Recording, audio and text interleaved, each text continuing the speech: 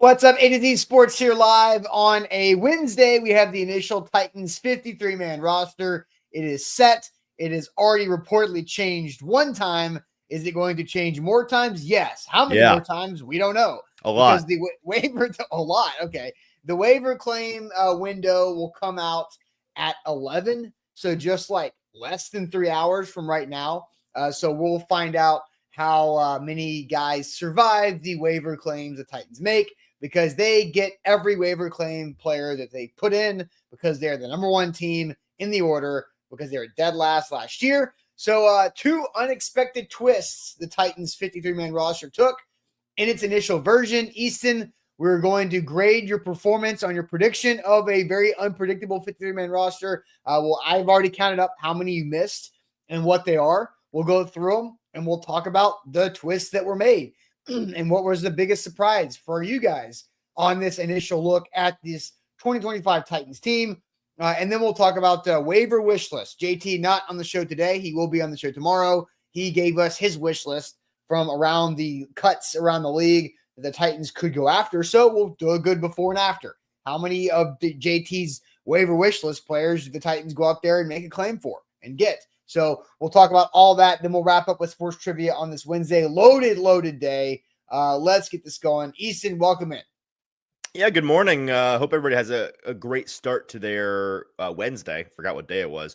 Yeah. Loaded day yesterday. Long day yesterday. A lot of news. Should be another big one today. Looking forward to today's show. Going to be fun talking through where the Titans have landed on this initial 53-man roster, what we think they may do here in a couple of hours. A lot of roster gymnastics to be done between now and opening day. We can't get into any of it, though, unless you have liked the show. So that's your ticket for entry this morning. Hit that like button on Facebook or on YouTube. It is free. It costs you nothing. It is extremely helpful to us. So be a friend, hit that like button, and then jump in the comments with Daniel and Brian, Jeff, Dalton, Titans, Kyle, NM, Titan, Adam, Daniel, Vanessa, LT3. A lot of familiar faces in the chat. Good morning to you all. Hope you're having a great start to your day. Jump in the comments with all of those folks and give us your thoughts on the Titans roster this morning. Austin, let's get it started. Yep, let's do it officially. Welcome to A to Z Sports here live on this Wednesday. I'm Austin Stanley. He's Easton Freeze, our Titan reporter for A to Z Sports.com. We are Nashville's on-demand sports talk network, going live weekday mornings at 8 Central Time on Facebook, YouTube, and Twitch. Links to the show segment by segment on our Twitter X timeline. Hit us up on Instagram, TikTok, and Threads for more great Titans content. Also, please leave us a 5-star Google review. I will say it's been a while since I've gotten an email that somebody has left a 5-star Google review. So for some of you guys, I mean, look, the casuals will start to come back because football's here, baby. So maybe we'll be able to get more casuals doing 5-star reviews, because you diehards did your summer homework, did your summer reading. The Easter and Christmas churchgoers are about to file back into the pews. Yep. All right. So also got to thank our sponsors, because they make it happen for us. They really do. And they make it help you guys out quite a bit as well. With Wilson County Hyundai, make them a part of your new car buying process. Go see them in Lebanon or online, wilsoncountyhyundai.com. The Bone and Joint Institute, boneandjointtn.org, a region's destination for comprehensive orthopedic and sports medicine care. And Barton Drury Insurance Group, customized solutions for all of your insurance needs. They are local to the mid-state area and online for your help, bartondrury.com. So we have the 53-man roster, the first version of it. It is already reportedly changed once. We'll talk about that. It will change many, many times, maybe throughout the day, because waivers are going through right now. So just to kind of recap on how that works is that at 11 a.m. Central Time, so about 2 hours and 40 minutes from right now, this second, the waiver wire claims will be awarded. The Titans are number one in that order, meaning that they will get every player they put a claim on, which means they have to cut one of these 53 players that they've already told made the roster. So, Easton, before we dive into this and we grade you on your prediction on the 53-man roster, I also want to give you a shout out. You crushed it yesterday. You did a great job. It was awesome. Thank you. There was a lot of stuff going on, and I think you delivered a lot of really good content to these people right here watching. So, I just wanted to do that before we dive into where you were wrong. Thank you very much. I appreciate In theater class in high school, we learned about a pickle sandwich, where when you're giving somebody a critique, you give them bread, which is the good stuff, the pickle in the middle, which is the constructive criticism, and then the bread. So you're off to a good start, building me up before we tear me down the rest I of the love show. pickles, so I mean, I don't know Okay, about well, a whatever sandwich, you but- don't like is on the sandwich for you, but for me, I'm Olives. not crazy about a Ugh. pickle sandwich. Olives. Yeah, if an Oh, olive gross. touches anything, it's ruined the whole food. Oh, really? Interesting. Yes. Yeah. My wife will eat olives straight, and she's a psychopath for it. So do you like olives? I'll eat them on a pizza. That's it. Okay. So Otherwise, no. there's this thing Basically, that, like, I'll eat them when I can't taste them. Otherwise, I don't want to touch them. There's this thing out there, this theory that in every good relationship, one person likes olives, one person doesn't. Oh, is So, that right? yes. Well, I think we qualify. Yeah, I know. My wife Because loves I wouldn't olives say too. I like olives by any means. I just tolerate them on a pizza because I don't taste them. And it's probably only there because your wife ordered them. Yeah, or it's a Supreme, and I forgot that olives come on Supremes. It's like, oh, Fair well, enough. all right. That's fine. All right. Well, you know what we forgot? We forgot that the Titans did not have to keep 7 wide receivers. That's kind of what we forgot because James Prochet cut. So this is the initial offense, right? And so, Easton, I'll let you take it through. I'll let you kind of give us a color code key on what these 4 colors need. It's very pretty. I think you did a good job with this. It's very clean. So take us through your initial offensive 53-man roster for these Titans. Yep, the blue guys are the guys that were locks, no question. Didn't need any confirmation on them being on the team. The green guys are the ones that were on the bubble, and we got confirmation of making the roster yesterday. In purple, you have your IR and PUP fellas, your NFI fellas as well, if anybody on this team fit that bill, which they don't. And then the red guys are the ones that were cut. Now, there's another color that will be added to this, I believe, starting today. We got some yellow guys that will emerge from the ashes of the red guys as some practice squad players are signed to the team. But so far, no news on that. With that being said, no surprise at quarterback. They keep 2. We know that Brandon Allen is the guy unless they find somebody they like better. But this is a recurring conversation of, do they want somebody better? Is there somebody out there that's better? Would they be willing to spend any amount of money on somebody that's better? I believe the answers to those questions are no, they don't really want somebody better. No, they don't want to spend money on somebody better. But yes, there almost certainly is going to be somebody out there better. So it's going to lead to a lot of clamoring from fans. Go get that guy. He's better, because the bar for being better than Brandon Allen is so low, and they aren't going to care. I think it'll be Brandon Allen. At running back, they keep 3. And this is one to keep a tab on, obviously, because they need another. We know that Tajay Spears was moved to IR, designated to return yesterday, so he'll miss at least the first 4 weeks of the season. Kalel Mullings still working through an unclear how serious it is ankle injury. So if he's good to go, maybe you can just rock with these 3, but I'd imagine they want to add somebody. Not to mention, I could see Julius Chestnut, as useful as he is to this team's special teams unit, being replaced by somebody on the wire. But just peeking at the waiver wire, which we're going to talk about more later in the show, there aren't a ton of great options out there unless you're a big Audric Estime fan. I'm not quite sure who you're going to get that's better than Julius Chestnut. At wide receiver, we'll certainly, I'm sure, circle back on the James Prochet situation. That was the first surprising cut that came down yesterday. They keep just 6 guys to begin. Do we think that's going to stick or not? I've got an article coming on that later today, but we'll talk about it on the show. At tight end, not even a little bit of a surprise. The 3 locks made it. We thought that it would just be those 3. It is just those 3. And then on the offensive line, oh, baby, how fun is this? Some roster gymnastics like I have not seen in Tennessee in some time. We were debating, was it 9 linemen? Is it 10 linemen? Is it Oli Udo? Is it John Ajuku? How about it's all of them plus an extra? We keep 11 and Brandon Crenshaw-Dixon makes the team 2. Why not? And so, Austin, you get to, now that you built me up, you now get to, as I promised yesterday, call me dumb, because on a technicality, you were right. A UDFA did make the roster. So, idiot. Well, yes. Well done. So, you missed, on the offensive side, you missed 2, which is not bad. I think it's really good, because this is confusing. And yes, the technicality that I said yesterday both linemen, right? Yes, both linemen. Tajay Spears IR was 1, and James Prochet. Both those spots go to the offensive lineman, because you had Udo or Ajoku, and then but both of them made it, plus Crenshaw Dixon. So those are your 2 that you missed in the offense side. So that's pretty good. But yes, I was correct, because I said, just like every March, you have to pick a Cinderella to make at least the Sweet 16 in your bracket, or you're going to be dumb because one's going to make it every year. Like a double digit's going to get to the next weekend. One UDFA rookie will make the 53-man roster. My Cinderella was Cam Horsley, but it ends up being Brendan Kershaw-Dixon as the 11th offensive lineman, which is insane. So, and that's what makes it frustrating because it's obviously fake. It's not if they going kept to stay. 7 D linemen, then Cam Horsley would have been one, I'm sure, but they kept 5 like a normal team. But they did not keep a normal amount of offensive linemen. That's crazy. But yes, so I do win that little petty battle. So one UDFA is going to make it every year. You just don't know which one. And I missed it, but I was right, kind of the same way.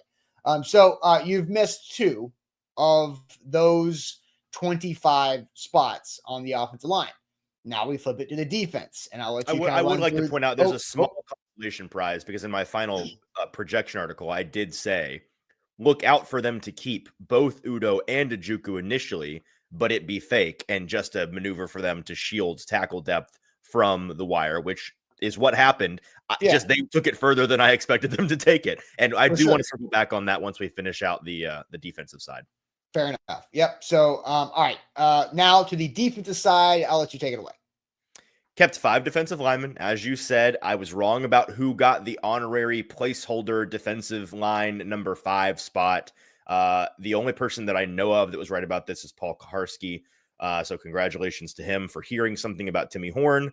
That was clearly a blind spot of mine. I didn't hear one single thing from anybody about Timmy Horn. Clearly Paul did because he included him in his 53-man roster projection. And when I read that, I thought, he probably heard something, didn't he? And he did. Now, poor Timmy was the first person to get the axe from the honorary placeholders on this team. Not yet. But it's happening today. Today is his final day on this roster. Maybe he goes to the practice squad though. And so I guessed Carlos Watkins. I was wrong about that. But either way, the point is that was the first position they went and replaced. Yes, because the report came out that Shai Tuttle, former Vol, pandering to the audience, is being signed reportedly to the Titans as defensive line depth. Look, I mean, 95 career games played, 232 tackles. He's only missed a handful of games. He's got a lot of 17s next to his name on games played in the season.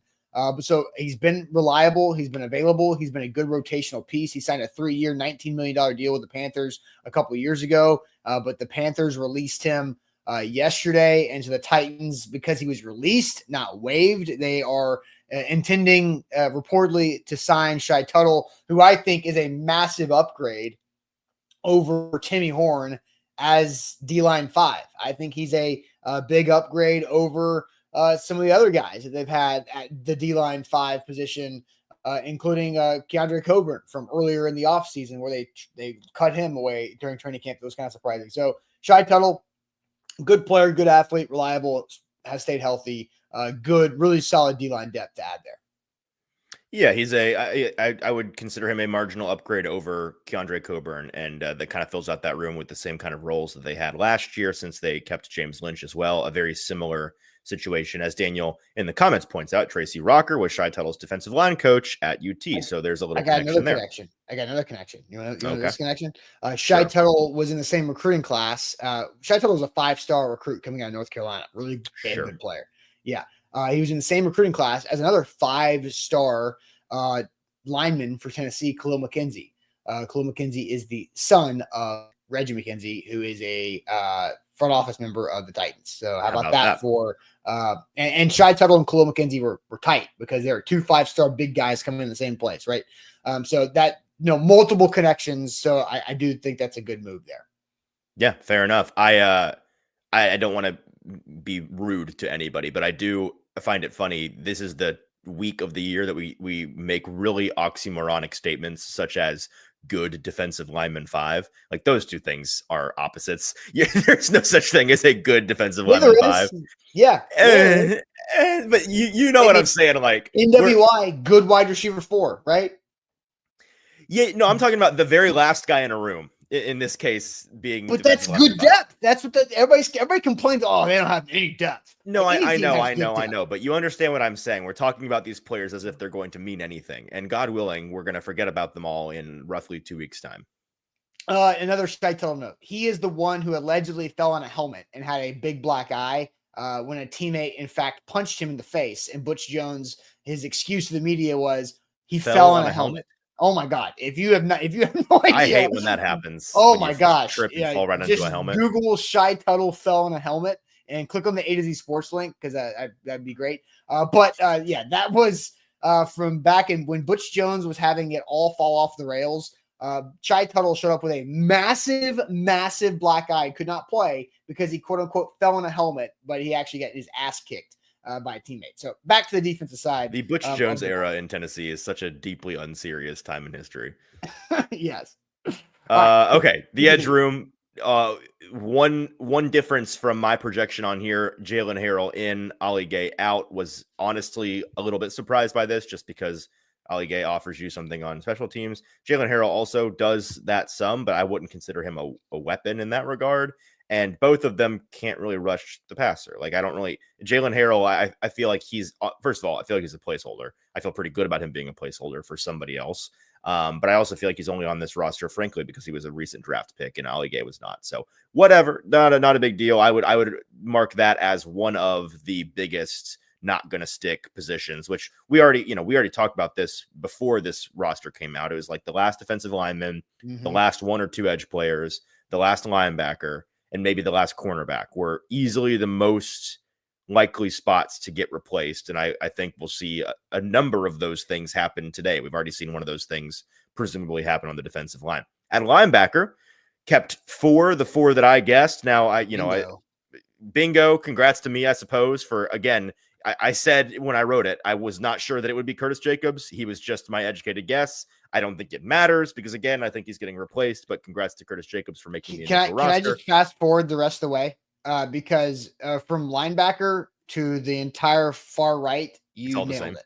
It's all, you got it right. So fair enough. All four linebackers, all six corners were correct with Daryl Baker, Gabe Judilali.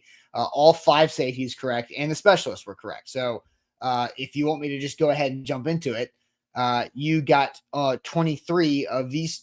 I guess you only missed 2 on this side because I believe there are technically 28 on this. So 49 out of 50. You got 49 out of 53. Or 53. Yeah, that's how that works. Yep. So you missed 4. The only 2 you missed over here are the placeholders. You had Carlos Watkins. Yep. They had Timmy Horn. You had Ali Gay. They had Jalen Harrell. That's it. So darn. I think the ones that you missed made sense because Tajay Spears went to IR. They kept 11 offensive linemen, and then the 2 placeholders and one that's already being moved off of that we're assuming Timmy Horn for Shy Tuttle is going to happen there. So very good overall. I think Easton's a golf clap. If you want to give it a clapping emoji in the chat for Easton, I think he crushed it overall throughout that prediction. Now, I think that's par for the course. Like I've never thought about this until now, but I think if you're an insider for a team, you are afforded no more than 2 mistakes per side of the ball if you want to be trusted with your roster projection. I think that's what it needs to be. So I think I shot an even par. Those of us in the media room, Nick Suss, this is such a Nick Suss thing to do. He collects all of our projections and grades them so that we can have a ranking.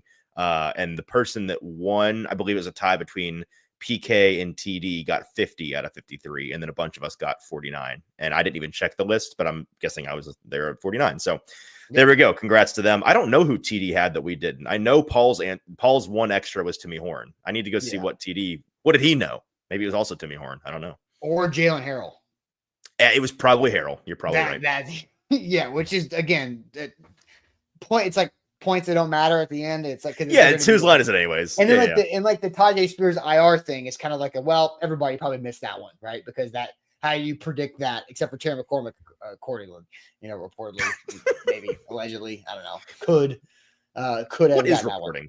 Exactly. Yeah, for sure. All right, let's go ahead and get you guys more involved because we got some people realizing that their marriage might fail because they both like olives earlier. But now we can. I think it will fail. Yeah, could likely fail, according to Terry. What that should have been the first day of marriage counseling? Do you both like olives? What was the biggest surprise with the Titans 53-man roster? Initially, we got the two unexpected twists. We've kind of talked through them a little bit, but we'll lay them out now with you guys in your involvement in the chat. what was the biggest surprise from the 53-man roster initially. But we'll do that after we tell you guys about Barton Drury Insurance Group. Customized solutions for all of your insurance needs. BartonDrury.com is the website for you to go to because they will help you out with whatever insurance policy that you're looking for. We need insurance. It's very important. It helps bail you out in situations that you don't want to be in.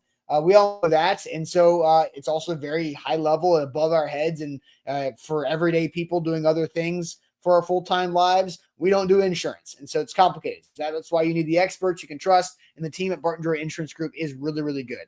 They are all local to the mid-state area. They work here. They live here. They help out the community, and they do a lot for us as employers. Austin, Zach, and myself are able to figure out how we can help our employees have good health coverage when it comes to our workers' comp policy, 401k planning, all these things. Then they can help out the business and the individual and the family as well. So check them out online, book an appointment right there. BartonDrury.com is where to go.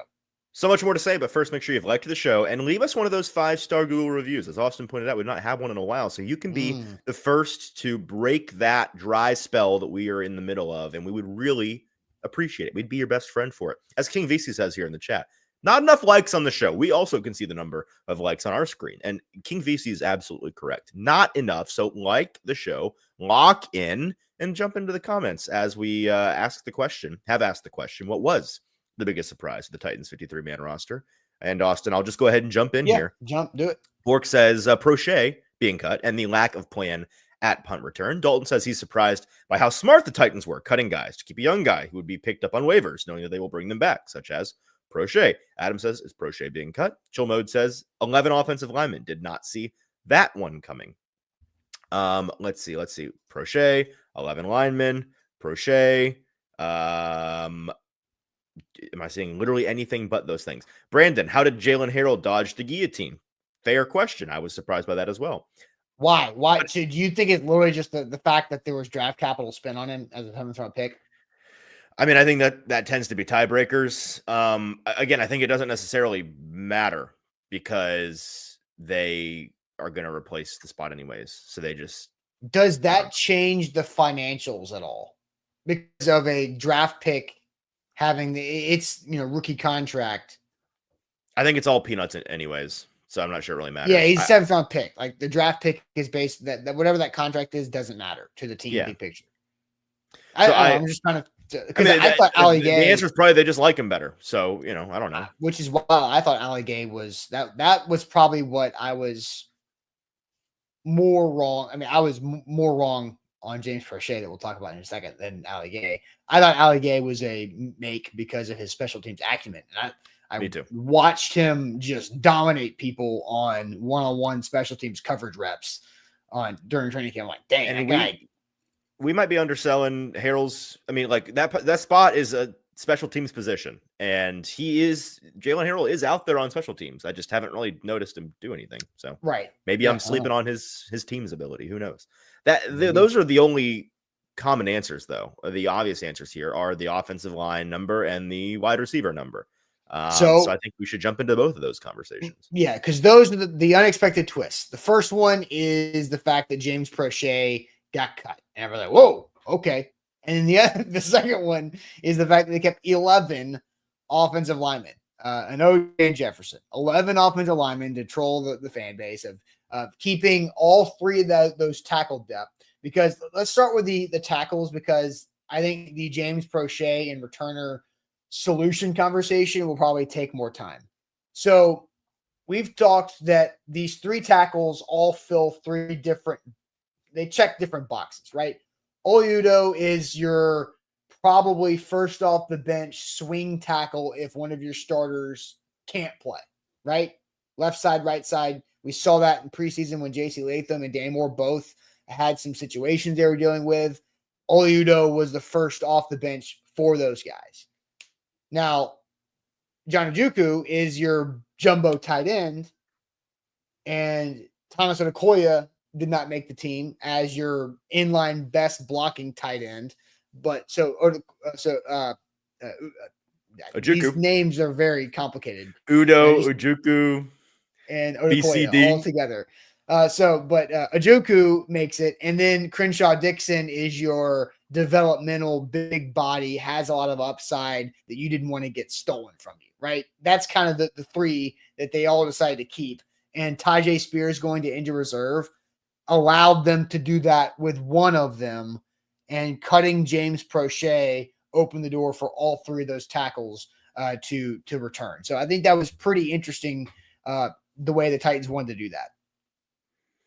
Yeah, it is a thing we see across. I'm stumbling all over my words because some of these are wild. Let me focus on what I'm saying. There's a trend across the league in the past, really like 72 hours, where teams' behavior regarding the offensive tackle position is wonky and desperate. Desperate is the best word, in all caps, bolded. Desperate. Teams are desperate for not even good offensive tackles, but just like dudes that are shaped roughly like offensive tackles, people that meet the standard benchmark to potentially be big and strong enough to play offensive tackle, let alone decent at it, let alone good at it. We've seen 3 different trades in the last 4-ish days. Late round capital sent to teams for swing tackles that you've never heard of in your entire life and almost certainly stink at football. But it's because these teams are so desperate, and the have not teams are very easy to identify. A number of teams you could tell hate their depth yesterday because they only kept 8, like the Buccaneers, for example, kept 8 offensive linemen. There were a number of teams that just kept 8 dudes. And it's like, it's because these guys hate what they have. Meanwhile, the teams that have what they think to be decent, especially tackle depth, it's biblical levels of greed. The Titans keeping 11 offensive linemen. The Bears also keeping 5 tackles, by the way. These teams that have any semblance of tackle depth are shielding, they are hoarding those tackles for now, not with the intention of keeping them on the 53 throughout the year, just rolling with that, but to try to keep these waiver, these players that are subject to waivers off the waivers as long as possible, because the closer you get to the year, the more these teams kind of finalize their roster. They focus on actually trying to play and win football games. The guys settle in, and it becomes more difficult, more logistically difficult to swap out dudes, the day before opening day, as opposed to roughly 2 weeks before opening day, like today. So that's what the Titans are doing for sure. I would not be surprised if 2 of the 3 tackles they kept as swing tackles end up being bumped back down to the practice squad at some point, maybe right before opening week, maybe after opening week. And we see some vet, because here's what teams do is they kind of have handshake deals with veterans who aren't subject to waivers, saying, hey, we really love to have you on the team. The 49ers are famous for doing this every single year, pretty egregiously. Now, all teams do this, but some teams do it more than others. You say, hey, we want you back. Can we use you in good faith, cut you for a minute procedurally so that we know you're going to stick around. You're not going to go sign with some other team.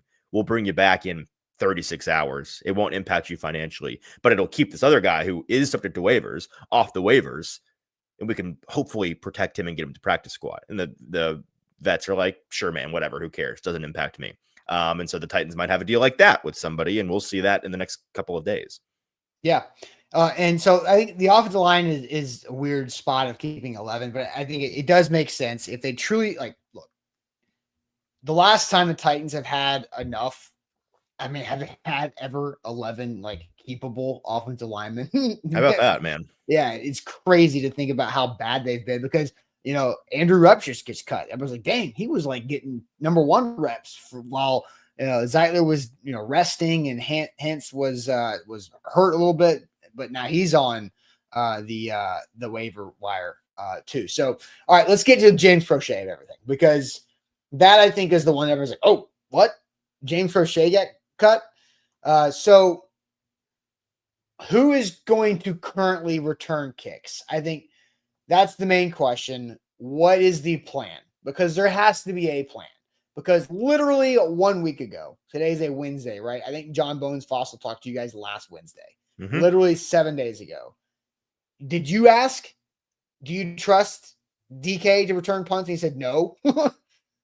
Well, let me be specific, because that's not technically true. That was the gist of it. What he explicitly said what I explicitly said was if DK has to be your punt returner in week 1, do you today, which was 7 days ago, feel comfortable with his level of preparedness to do that? And I believe the to the letter answer was no, probably not yet. Now, Right.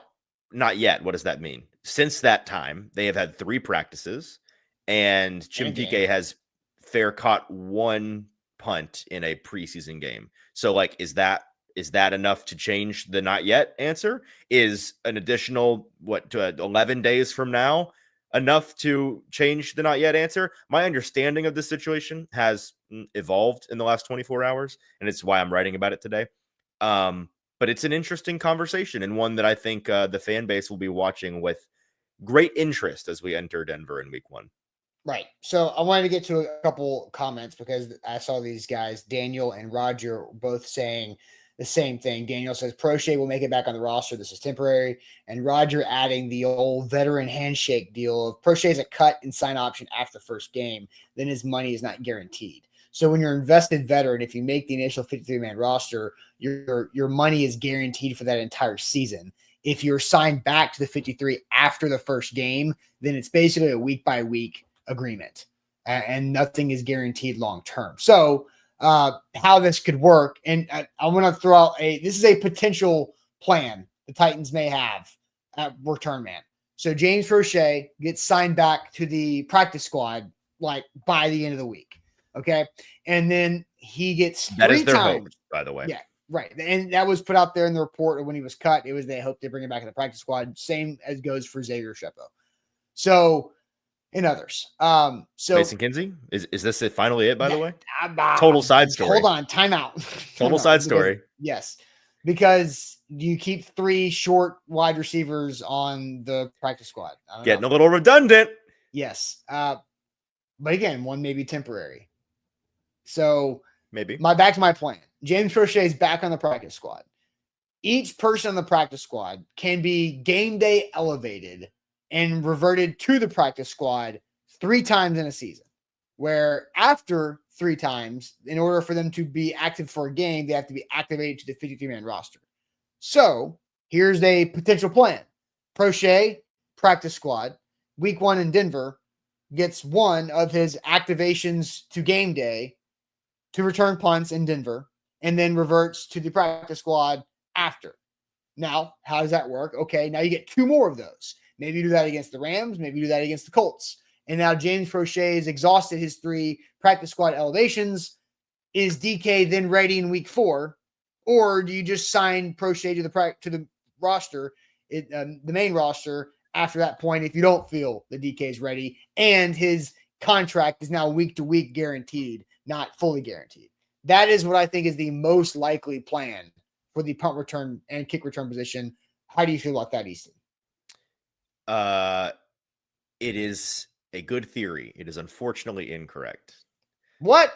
I also thought that this could be the case. I also before I thought that could be the case, I thought whoever the commenter was a moment ago who said this is temporary, they'll add Prochet. That was my initial reaction as well. And then I also thought, well, maybe that he's just an elevation a week or 2 or 3 until they feel comfortable. My understanding of the situation as of right now is that they're just comfortable with DK and that they want Prochet on the practice squad. Now here's this is where it's this. I texted you last night this article that I'm working on that it's going to run today about this. I was asleep. My work. No, you saw this because you liked it. I was hazy. I was workshopping what to headline it, and currently at the top of the order is I sure hope Callahan and Fossil know what they're doing and on special teams. That's basically the gist of the article. There was another word in there. Was there? I don't think so. The deal with this is that I can't say for sure it's a bad idea, but I sure as heck can't say it's a good idea based on what we've seen and based on what Bones Fossil told us a week ago. They're confident DK can do this.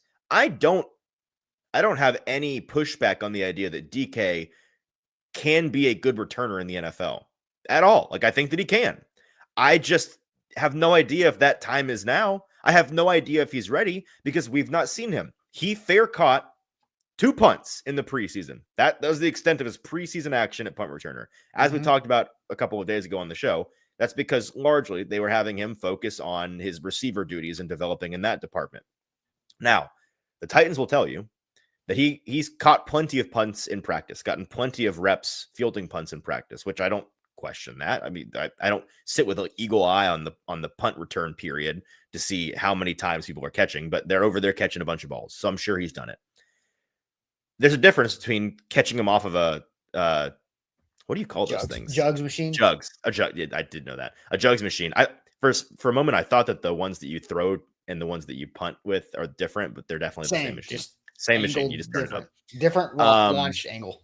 Don't know why my brain thought they were different. The jugs machine and live action, obviously very different. You've got to deal with the decision-making element of it is an underrated element of it. When to back off, when to fair catch, when to try to, push that line and let me field this and then take off. And the Titans, frankly, the bar right now for punt returner is just don't screw us over. Like we can one day get to how many yards can you get, but right now the bar is just don't mess this up for us. Don't be a disaster. And I'm not saying I'm so on the fence on this, Austin, because the facts on the ground are, I asked Bones. He said, nah, not yet. Did not give me a resounding answer. We've not seen DK do it. Now, they can say he's done it in practice, and I don't think that they're lying about that. But what does that mean exactly? Is he a rookie ready to do this in week 1? Not to mention the crux of all of this are the raised stakes because of the way that last year went, right? Like if this was a blank slate and nobody had pre-existing notions, no priors on Titan special teams, it wouldn't be that big a deal to me. I'd be like, okay, well, let's see what happens. But the fact that last year they came out of the gate and were a flaming dumpster fire on special teams, and they fired the coordinator and they brought in this legendary coordinator, and all is supposed to be right with the world. And they're already, I think, objectively kind of playing with fire a little bit, being aggressive at the very least, maybe the most generous way to put it, is I think it's risky. So I hope that they know what they're doing. It's a large risk because the Titans should have been 1-0 to start last season. You can argue they should have beat the Jets in week 2 and be 2-0. And the train went off the tracks quickly and fast and just crashed and blew up and exploded and all that kind of stuff. No survivors. Off a cliff, no survivors. No survivors. Oh no. It was, Now it wasn't all teams. It was also Levis, but it was also teams. Yeah, that's what I'm saying. I'm including Levis in this as well. But they should have been 2-0. How would that have changed like week 3 against the Packers when Malik Willis was the starter? Oh my gosh, right? And you can do all that stuff. If they don't have 6 turnovers, including 2 block punts, 1 return for a touchdown, and crazy stuff happening where points taken off the board because of dumb stuff done by the quarterback and the punt and the special teams, bad returns allowed, all this kind of stuff. So why, after a full off season of like eliminate the sins, don't do stupid stuff, John Bones Fossil's in here to make all this, why would you risk this? Because you have a clean slate now. The Broncos are a very good team, very tough place to play, great defense. Why would you put your fresh slate and risk a rookie 4th rounder to catch a punt or not catch a punt? Because that matters. We've all been here through the Adoree Jackson, can't figure it out. When to catch it, when not to catch it. If he does try to catch it, can he catch it and not fumble it? Like Jaquan, all of these things. Just put somebody back there to make the 2 decisions. It's first, should I field this? If I do field this, should I fair catch it or just worrying about catching it? That's all that should be happening. I think it is a dumb risk that has very low rewards, low ROI for DK for the first week of the season where you have a chance to get to 1-0. Because that's the reality. You have a chance to get to 1-0. Titans can win that game. Why not? Why not? Inferior teams win in week 1 all the time. That's all the time. It's a calling card of week 1. You know how to get to 0-1? You muff a punt inside your own 20. That's how you get to 0-1. So against a Denver team that we don't know for sure what they're going to be, except the one thing about this Denver team that I'll bet my life on is they're going to be disciplined. They're going to be buttoned up. They're not going to shoot themselves in the foot. And guess what? Guess what Denver doesn't know? They don't know what you're going to be either. That's because right. there's so many new things. They don't know. No one knows what the Titans are going to be. Exactly. I have no idea. I watched 8 training game practices. No clue what this team's going to look like. So don't risk that. It's not worth it. So two things. If you're 0-3 with James Prochet using his 3 practice squad elevations, screw it, whatever. Who cares? You're 0-3. Right. Now it's trying to win within the margins and understand what the long-term big picture stuff is because you're 0-3. So actually 3 things. Number 1, we obviously agree on what the bar is, which is just don't screw us over with your decision making and catch the ball. I want to take a moment to recognize how pathetic that is. That this team, that's the bar for this team. Like we're already in a hole here that we can't be talking about, because what teams should be talking about is we want the best guy to give us the most yards. Like, and it's not teams across the league aren't expecting touchdowns and punt returns all the time, but you want a guy that, like, what do they say? Just get us an extra first down, right? Get 10 yards, take a first down off of the board of things we have to do once the offense takes over. And we can't even in good faith talk about that with the Titans because the bar is even lower than that somehow. So that's number 1. Number 2, you ask why take the risk? The answer is because they have to. It's like a pin on that. They don't. They do. Let's go. No, they do. Don't. Let's come back to it. They do. Oh. Let's come back to it. Okay. Number 3 is let's identify what the risk is, because I'm wondering if you and I are on the same page. There are 2 different ways you could see this as risky. You could see it as just inherently risky that a rookie is the one doing it, right? Or you could see it as risky in hindsight, the way that they handled his ramp up. So what is the risk here? The fact that they didn't do much with him and didn't spend all of August getting him ready to do this, or that they're letting him do it in the first place? Because to me, this is a hindsight thing. This is and it's because of what we're going to get to in a minute. The fact that I think that they have to do it this way. And I'm frankly frustrated with myself that I didn't identify this a little bit sooner. Fine. You have to do it. Cool. Why did he fair catch 2 punts in the preseason? Why was he not somebody that was, it wasn't identified, hey, we're getting this guy ready all August to return punts. Yes. That to me is the risk. If he has to do it, fine. It's part of the reason you drafted him to do it. So get him ready to do it. Yeah, with Jaquan Jackson, who I said was a sacrificial punt returner and a sacrificial player throughout all these preseason games. I don't know how many punts he fielded or was out there for. Fair catch, 8. catch it. Yeah. That's so many wasted reps. Wasted. Because we all knew. We've known since last year that Jaquan Jackson was not going to make it to year 2. Yeah. Like very early. He was pre-cut. He was literally out there to take hits that nobody else that was important needed to take, except for Tim DK on those 8 punt returns. And so why? I don't understand. They don't have to do this, but you think they do. Why do they have to? They have to because of we identified this on this show early, just not early enough, frankly. And that's what I'm frustrated about, because we talked about last week the impending, I even said it on the radio, you guys are going to be talking about this on the radio a week from now. And I was wrong about it because I thought that Prochet would be on the team. He's not, so we're not talking about it. But if Prochet were to have made the team as the punt returner, it was going to create a every week roster elevation question, because you can't, you can, but you're not going to keep 7 receivers up on game day. It's going to hurt you at another position. You're going to be really thin. It's going to be irresponsible. So what do? One of these, if you keep 7, somebody has to be down.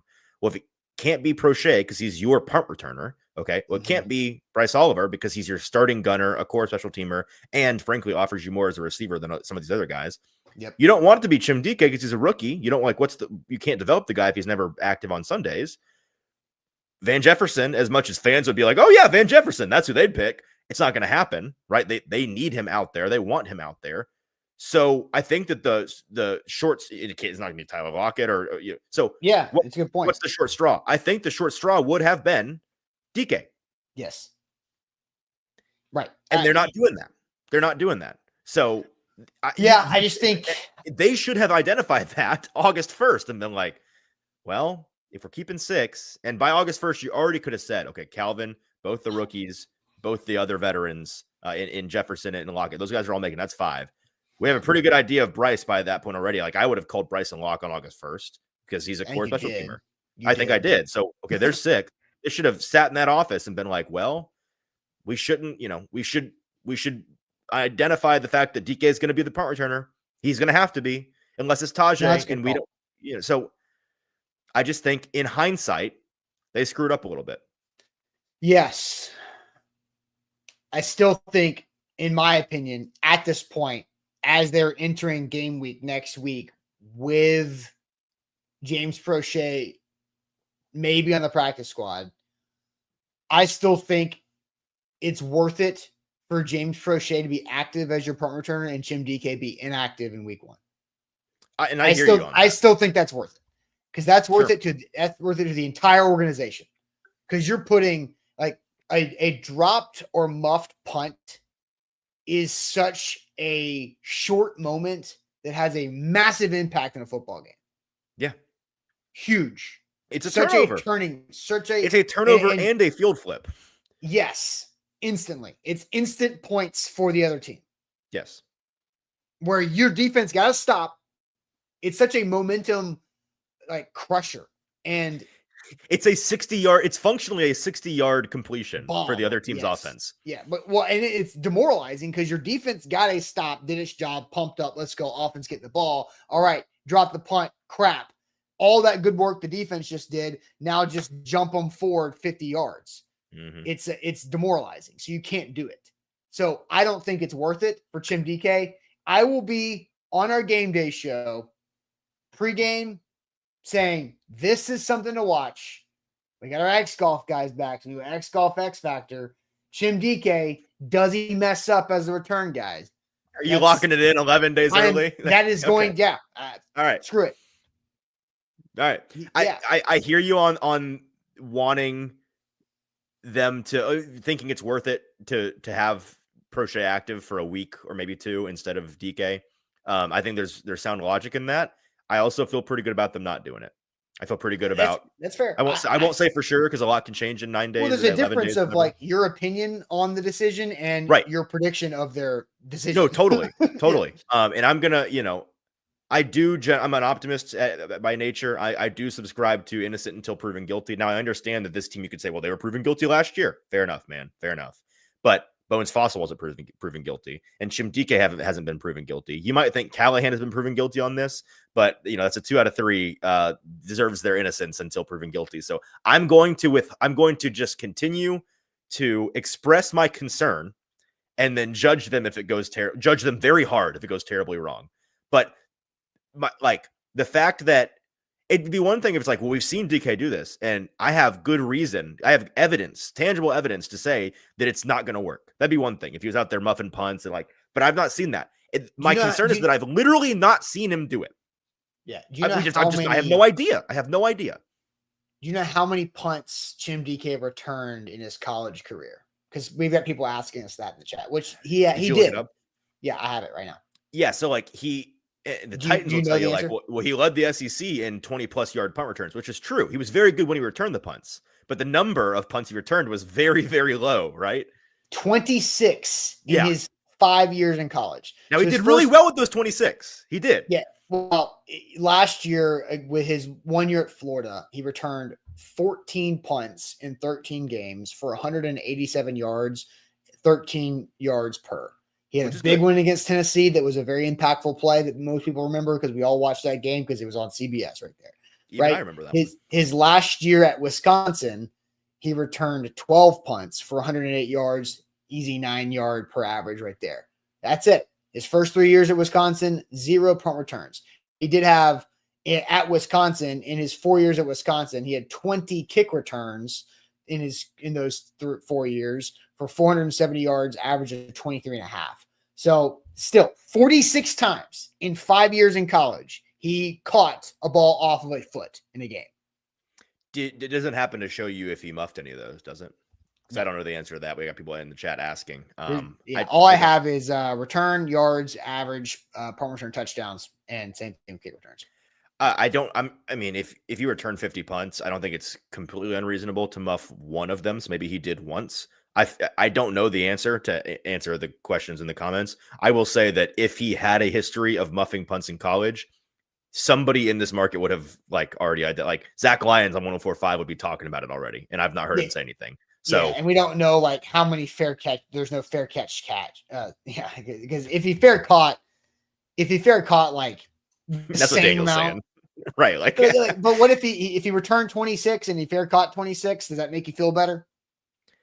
Well, and this is exactly the point. Like, right, this is the conclusion, is that even if he's Wisconsin Chim Dike as a returner, and you're getting 9 yards per, and he's not muffing punts, then God bless them. They found a returner. Our whole conversation today is dumb.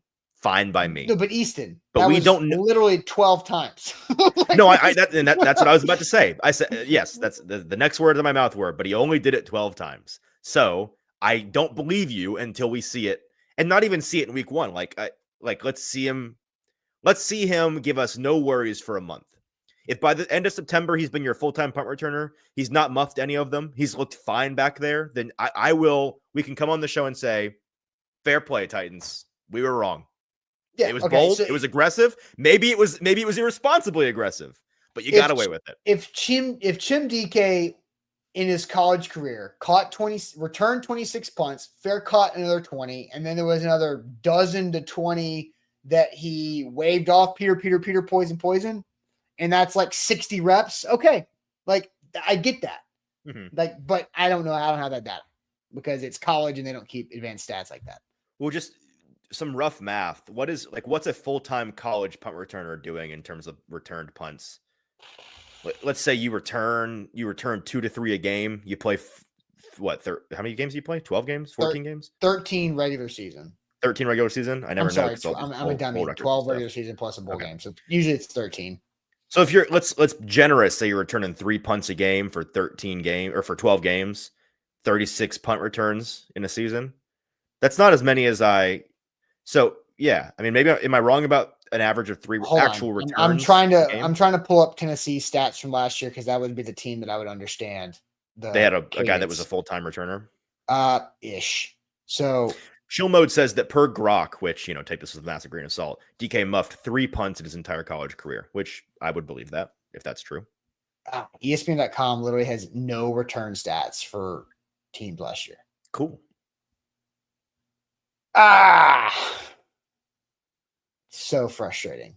It's all right. And as Dean says, they are banking on the upside. You can't coach that speed. On paper, I agree with the team that he should eventually be your punt returner. I think Austin agrees with the team that this guy should eventually be your punt returner. We're just questioning if he's ready. That's all. And the team obviously knows that better than us. They know how much he's done in practice. They know how well he's done in practice, all of these things.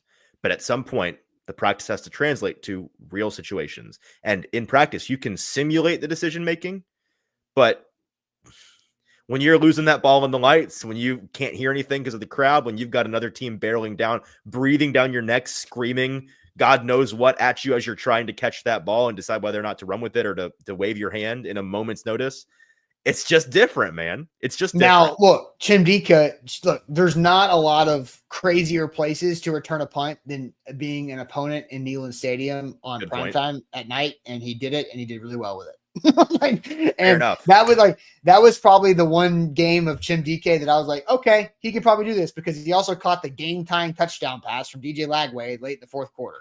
And so he had a really nice big moment game for Florida in that loss to Tennessee. But it was there were some big stones moments for Chim Dike throughout that game in a hostile crowd that is bigger than every NFL stadium that he will play in. Because look, Denver, Mile High, it's going to be later in the day. It's the Broncos have a lot of expectations. That place is going to be rocking. So something to monitor. Look, I didn't expect us to spend 30 minutes on this topic, but I do think it was worth it because it's very interesting. Yeah. Do we want? Did Easton freeze? Hello? Easton froze, or did I freeze? Am I gone? Easton's gone. Now you're back. Hello. Now you're back. Hello. My whole computer just went black for a moment and then came back, so I don't know what happened. Well, but I guess I'm back now. Yes, but your audio is a little bit goofy. Okay, goodbye. While he's gone and refreshing his audio, He usually has to dip out. There he goes. Okay. We're going to get to the rest of our topic here, but first we'll tell you guys about the Bone and Joint Institute, boneandjointtn.org, the region's destination for comprehensive orthopedic and sports medicine care. When injuries happen in life, you have to know who you can trust, who you can lean on. That is the folks in the team in Franklin at the Bone and Joint Institute. They can take care of you. They do a great job. They've done it with me.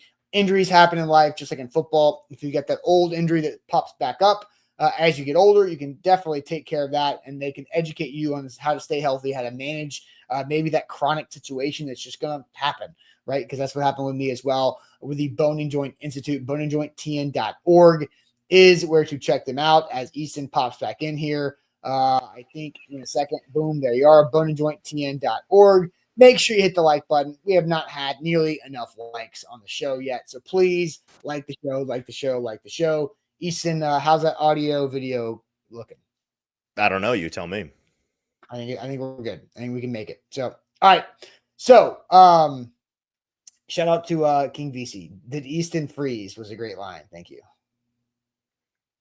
Every time. That's one of my favorites. It's just Every like time. way better than did they wave back? Way better. It's just so. It's not only is it not funny, it never was funny. So my joke is, did Easton freeze is funny. That's I'm willing to. I mean, it's not funny to me because I've heard the same 4 jokes about my name for a quarter of a century. But for the rest of you, it's funny. It's fun. Come on, it's fun, especially when it keeps happening. All right, so let's get to this because we're already almost an hour into this thing. We got trivia coming up.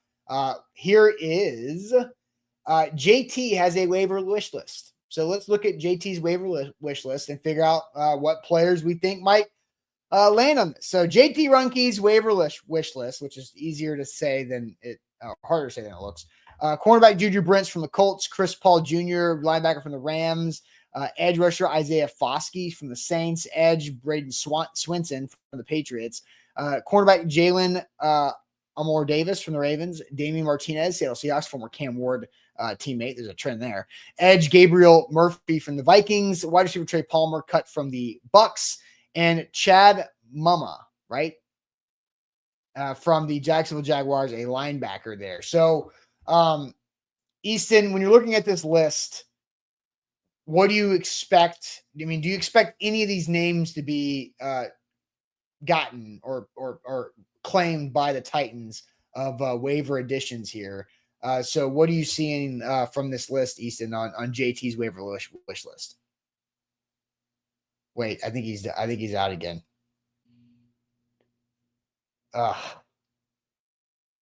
Uh-oh. Easton's gone again. He's gone. He sent a picture of his computer, and I'm not going to be able to pull it up, but something ain't right. Something is not right with his computer.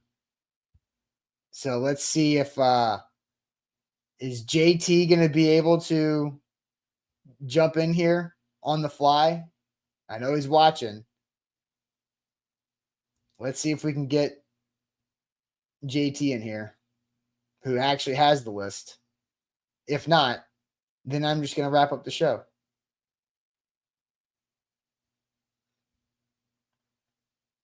Easton, comment. His computer just committed suicide. He says, it looks bad. It looks really bad. So, anyway, I will do my best to work through JT's list of waiver wish list because I don't know these guys as well as JT and Easton do. But what I've heard from Chris Paul Jr., linebacker from the Rams, was a 5th-round pick this year. So the Titans should have done their homework on him. So the second guy on the list is Chris Paul Jr., linebacker out of Ole Miss. Sean McVay talking about the linebacker battle and where he did not make a roster spot. Is that Chris Paul Jr. is not good at special teams yet. And when I'm looking at the Titans' initial roster at D-line, they need that 4th inside linebacker to be a special teams guy. They don't need another inside linebacker to actually play inside linebacker snaps because Cody Barton, James Williams, and Cedric Gray all have proven themselves over this training camp to be reliable at inside linebacker. So you like where your overall depth is right there. So I don't know if Chris Paul Jr., that goes by the name of Pooh, is somebody that makes a lot of sense for the Titans to add. I do know that Juju Brents is a former higher-ish round pick from the Colts. Teron Davenport was tweeting about Juju Brents, this potential fit, previously, I guess yesterday, after Juju Brents was released. And so now we've got JT entering the mix, who is what's up? Please. So as Easton's computer has basically crapped out, and that might be a bigger problem for him. So your thoughts on Juju Brents and Chris Paul Jr., the two guys I've talked through on your wish list thus far. Yeah, what's up, guys? Coming in clutch, as King VC says. Apologies, I do not have my A to Z. I figured I needed to get on here quick, and I could not put my green screen up, so you just get a look at my room in the background. And I do not look good at all this morning. But hey, it's better to have a voice and not look great than not be here at all. But yeah, so that is my waiver wire list. First of all, Juju Brents, I think, is probably, when you talk about the depth needed at cornerback, it's probably the best you can get. I know he's coming off a ACL injury or some sort of leg injury from last season that kind of kept him out. The discussion around him in Colt circles was that he wasn't really a defensive fit with the Colts, and that's why he's on the outs. I think he's probably the highest caliber level of guy that you can probably get in terms of skill set. And he's also pretty young, right? I think he is a third-year player now. And when we get into the list here, there's a bunch of guys: Juju Brents, Chris Paul, Braden Swinson, Damian Martinez, Gabriel Murphy. All these guys are 1 to 2 to 3 different, like 1 to 2 to 3 year players, which also aligns with Chad Branker and Mike Borgonzi's draft and develop. These are younger guys who you can get for no cost whatsoever and continue to develop. But Juju Brents is probably the highest caliber of those guys. Okay, I was going to text you this if Easton was still on the show, but did you list these in any particular order? So I began wanting to do that, and then I kind of didn't. So you kind of did. So Juju Brents and Chris Paul Jr. are the top two on the graphic. Yes, but they're also and then pretty after that, high in your priorities. Yeah, and then after that, it was just a lot of guys that I would really like to take a swing on after that, basically. Fair enough. So I'm looking to the chat as we have this up here as well. I think Juju Brents is somebody that I'm curious about. But again, I don't know how healthy I don't know really much about him currently. Like, you move on from Gabe Jeudy-Lally for Juju Brents. True. And if you wanted to take a different approach, that's why I put Jalen Armour Davis on there. It's a guy who knows Denard Wilson pretty well. He was there, I believe, as Buck Rising pointed out on Twitter yesterday, was there during Denard Wilson's time. Being there with him, I think he could be an easy scheme fit and a guy that probably adds a little bit more in terms of on-field play than a Gabe Jeudy-Lally has. It's one of those where I think it's the rare opportunity with a Juju Brents where I don't think they need to add a corner, but when the opportunity presents itself to get better, you might want to take it, right? Yeah, for sure.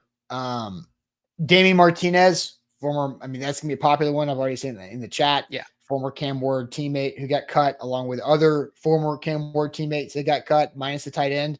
So I just don't see the Titans personally changing and moving off of Julius Chestnut for anybody else on the waiver wire at that position because of the trust factor. I think they know Julius Chestnut runs hard. They like his ability to pass protect to an extent. And you're just trying to buy yourself a few weeks, right? As Khalil Mullings gets healthier with his ankle and Tajay's on IR. And it's still like a Tony Pollard by far carrying the load type of situation. Yeah. And a lot of these guys are just more so like the opportunity is there to go get them. Doesn't mean they can fill in. I think like if you wanted to talk about guys that are going to on this list that could come in and like fill in that depth immediately and are less of projects. Chad Muma is one in Jacksonville, which I think a lot of people were surprised that he got let go. I think he's an easy guy that takes your defensive or your linebacker depth from pretty okay to awesome. You talk about the edge group as well. Isaiah Foskey is a guy that I think immediately brings up that level of that room over Jalen Harrell. And then there's a couple guys like Braden Swinson and Gabriel Murphy, who I think are interesting developmental pieces that you could bring in. Gabriel Murphy last year was one of the guys I was very high on in the draft. He goes undrafted as a UDFA to the Minnesota Vikings and ends up playing pretty decently towards the end of last season. Comes in the preseason and has 1.5 sacks. I think he's a guy that they could look at. And then Braden Swinson up in New England was another one. He is a 5th round pick from this season, a guy that a lot of people had pretty high on some of their edge rusher boards. However, and I tweeted this out, I said, I'm not going to pretend to know the conversation or what's going on with him up in New England. However, I think he would be interesting to bring in. Since then, we've learned that there are definitely concerns about how much he loves football, which ultimately kind of takes him off the Mike Borgonzi and Chad Brinker list. So I don't see him coming in. But yeah, Juju Brents, Chris Paul, Isaiah Foskey, and Chad Muma or Jalen Armour-Davis are probably the most likely guys. And a lot of those other ones are high upside guys that you can draft and develop. All right, so Easton's computer on the fritz. You might have to take that thing to the computer doctor. But JT, you will be on with Easton maybe tomorrow to see how many of these guys were claimed. But let's go ahead and wrap up the show. Do a little trivia time.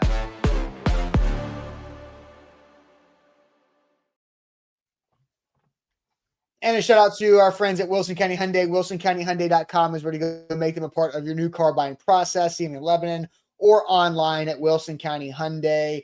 I am going to share my screen here, JT, if you are ready for the graphic, and we will do a rapid fire trivia here. Let's see if this will work, if my share button will happen or not.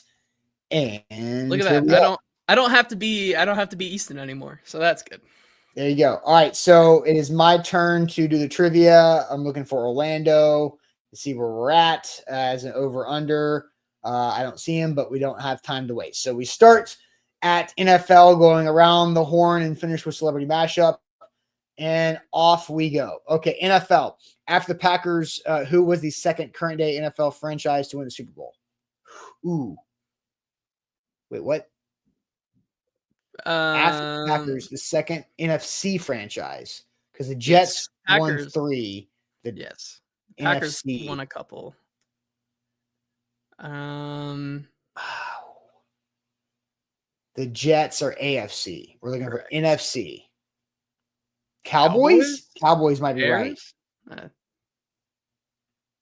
Cowboys, correct. Cowboys, history, known as El Liberator.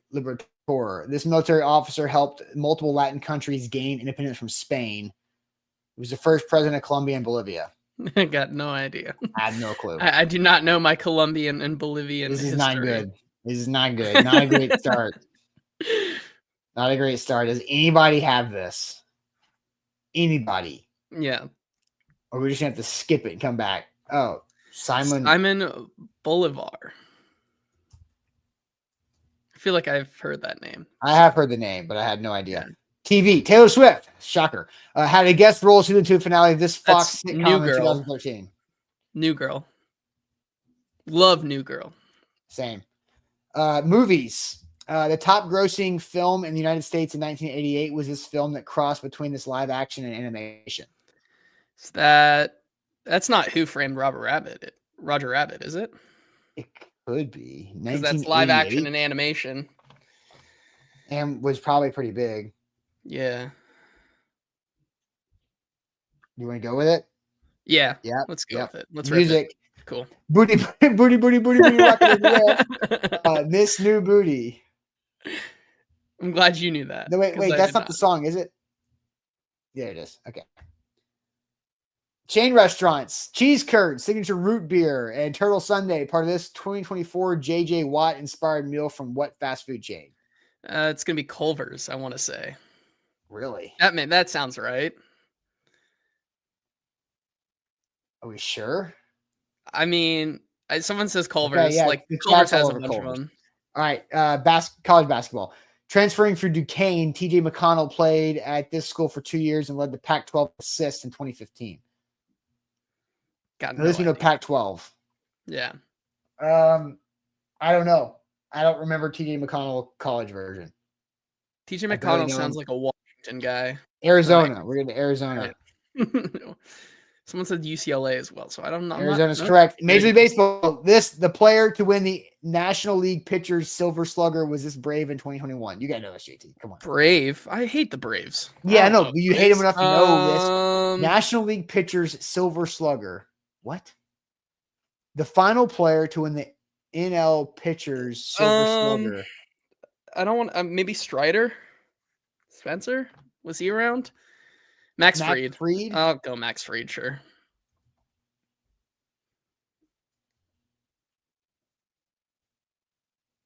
Yeah, okay, celebrity mashup. Dear God. I want to say that's Benedict Cumberbatch on the outside. Yes. Who is the center? That's a face I feel like I'd remember. I don't know. I got no idea though. Anybody in the comments, help us out. Eddie Falco. That's twice now someone said that immediately. So who is Eddie Falco? Andy Feinberg. Oh, we got it. Hey, there we go. Okay. 357. I like that. And Edward said JT was at home chilling. Now he is in trivia about the struggle. Take that, Edward. Yeah, I feel like I did pretty good today. I feel like I did pretty good. JT was the MVP, minus the Simon Bolivar that jumped on. I feel like we did pretty good. Yeah, that was more you than me. But, hey, that's why we're on the same team, right? That's what happens. There you go. All right, guys, that is it for us on this Wednesday. JT and Easton maybe will take you guys home tomorrow morning as waiver wires are coming out in the next hour and a half. So make sure, hit the like button, like the show, and also make sure you follow all of Easton's content, AtoZSports.com/Titans, and all over our social media, Facebook, YouTube, Instagram, Twitter, TikTok, everything. We'll catch you guys later on. Appreciate it as always. See you.